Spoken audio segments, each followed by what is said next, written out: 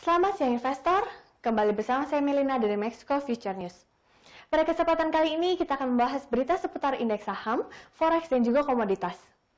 Dimulai dari bursa utama Wall Street yang beragam pada akhir perdagangan Kamis waktu setempat atau Jumat waktu Indonesia Barat. Kondisi ini terjadi setelah klaim pengangguran turun di bawah 1 juta untuk pertama kalinya sejak upaya-upaya untuk mengekang wabah COVID-19 di Amerika Serikat dimulai 5 bulan lalu. Jumat 14 Agustus 2020, indeks Dow Jones Industrial Average turun 80,12 poin atau 0,29% menjadi 27.896,72. Indeks S&P 500 melemah 6,92 poin atau 0,20% menjadi 3.373,43. Sedangkan indeks komposit Nasdaq ditutup meningkat 30,27 poin atau 0,27% menjadi 11.042,50. Wall Street telah berangsur pulih dengan Nasdaq menjadi indeks pertama yang mencapai rekor tertinggi pada bulan Juni.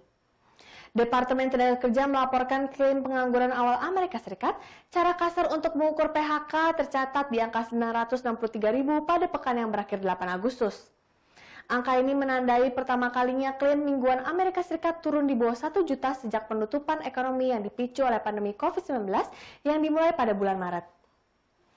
Penurunan klaim mencerminkan pembukaan kembali ekonomi, tetapi ini juga menunjukkan berakhirnya tunjangan pengangguran tambahan. Wall Street juga mencemaskan nasib yang tidak pasti dari stimulus virus corona lebih lanjut di Amerika Serikat ketika anggota parlemen negara tersebut terus memperdebatkan paket dari stimulus. Investor terus berharap Partai Demokrat dan Gedung Putih dapat mencapai kesepakatan tentang paket stimulus untuk membantu pemulihan ekonomi. Tunjangan pengangguran telah menjadi poin penting dalam pembicaraan mereka, dan pemilihan Presiden Amerika Serikat diperkirakan menambah lapisan ketidakpastian ke pasar dengan kira-kira 12 minggu tersisa hingga hari pemilihan. Beralih ke berita komoditas, harga emas perlahan mulai menanjak lagi sejak hari Rabu lalu setelah turun lebih dari 5% pada hari Selasa 11 Agustus 2020. Pada perdagangan Kamis kemarin pukul 16.43 waktu Indonesia Barat, harga emas diperdagangkan di kisaran 1.930,64 dolar per troy ounce, menguat 0,6% di pasar spot. Di saat yang sama, indeks dolar Amerika Serikat pada hari Rabu juga menurun. Indeks yang mengukur kekuatan dolar Amerika Serikat ini berada di level 93,15, melemah 0,31%. Hari Rabu, indeks dolar Amerika Serikat melemah 0,2%, sementara emas menguat 0,34%. Pembahasan stimulus fiskal yang tidak kunjung selesai di Kongres Parlemen Amerika Serikat menjadi penyebab kembali melemahnya indeks dolar Amerika Serikat. Tanpa stimulus tambahan, pemulihan ekonomi Amerika Serikat tentunya akan berjalan lebih lambat. Kubu Partai Republik mengusulkan proposal stimulus baru bernilai 1 triliun US dollar, namun kubu oposisi Partai Demokrat enggan menyetujui karena merasa jumlahnya terlalu sedikit. Menteri Keuangan Amerika Serikat mengungkapkan bahwa Demokrat baru ingin membuka ruang dialog jika nilai stimulus fiskal setidaknya senilai 2 triliun US dollar. Merosotnya indeks dolar merupakan salah satu faktor yang membuat emas melaju kencang di tahun ini. Bahkan pada pekan lalu ketika emas memecahkan rekor tertinggi, pemicu utamanya adalah indeks dolar yang merosot ke level terendah dalam lebih dari 2 tahun terakhir. Analis mengatakan koreksi tajam pada emas yang selama ini dinanti akhirnya dimulai, tetapi rally harga emas dunia akan kembali berlanjut. Rebound emas memang sudah mulai terlihat sejak kemarin, tetapi analis lainnya melihat volatilitas emas masih akan tinggi ke depannya.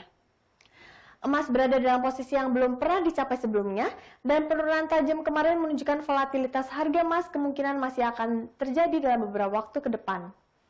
Sejauh ini memang belum ada perubahan proyeksi dari para analis, harga emas dunia diramal masih akan terus menguat. Analis memproyeksikan dalam 2 tahun ke depan harga emas disebut akan mencapai 3.500 dolar per troy ounce.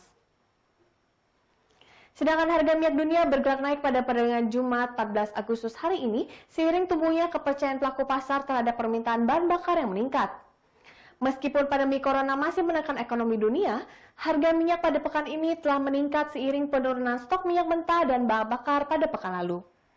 Di sisi lain, produksi kilang mulai menggeliat dan permintaan produk minyak meningkat. Meskipun begitu, International Energy Agency memangkas perkiraan permintaan minyak tahun ini. Lembaga tersebut menyebut konsumsi minyak global sepanjang 2020 akan turun sebesar 8,1 juta barel per hari karena pembatasan perjalanan. Sedangkan Organisasi Negara Pengekspor Minyak atau OPEC memproyeksi permintaan minyak dunia akan turun 9,06 juta barel per hari pada tahun ini. Penurunan ini lebih dalam dari penurunan 8,95 juta barel per hari seperti perkiraan pada bulan lalu. Selain itu, investor juga mengamati hubungan antara Amerika Serikat dengan China yang janggal menjelang pembicaraan perdagangan pada 15 Agustus 2020. Di sisi lain, Menteri Energi Rusia Alexander Novak tidak mengharapkan keputusan tergesa-gesa mengenai pengurangan produksi antara negara OPEC dan sekutunya yang juga disebut OPEC+. OPEC Plus akan bertemu pada pekan depan untuk membahas upaya penyeimbangan pasar minyak global. Pada bulan lalu, OPEC Plus mengurangi pemotongan menjadi sekitar 7,7 juta barel per hari hingga bulan Desember 2020 dari kesepakatan sebelumnya, yaitu sebesar 9,7 juta barel per hari. Hal ini mencerminkan peningkatan bertahap dalam permintaan minyak global. Sekian berita seputar indeks, forex, dan komoditas untuk hari ini. Saya Melina pamit undur diri. Terima kasih dan sampai jumpa lagi.